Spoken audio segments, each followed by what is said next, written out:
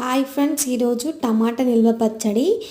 First oil లేకుండా వీటిని బాగా వేయించుకోవాలి, వితౌట్ ఆయిల్తోనమాట.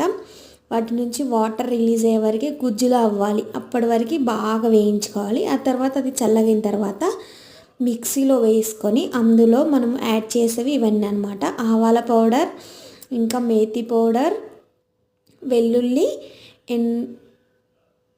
వెల్లుల్లి, కారం, తగినంత ఉప్పు వేసుకొని మిక్సీ పట్టేసుకోవాలి. ఆ తర్వాత ఎక్కువ ఆయిల్ పడుతుంది కదా నిల్వ పచ్చడికి, మనకు ఎన్ని తీసుకుంటామో అంత ఆయిల్ వేసుకొని అందులో ఆవాలు, జీలకర్ర, శనగపప్పు, మినపప్పు, ఎండుమిర్చి, కరివేపాకు,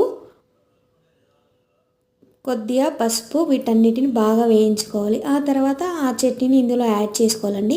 నూనె పైకి తేలే వరకు బాగా వేయించుకోవాలి, అలాగే పచ్చి వాసన పోయే వరకు. చాలా టేస్టీగా ఉంది. మీరు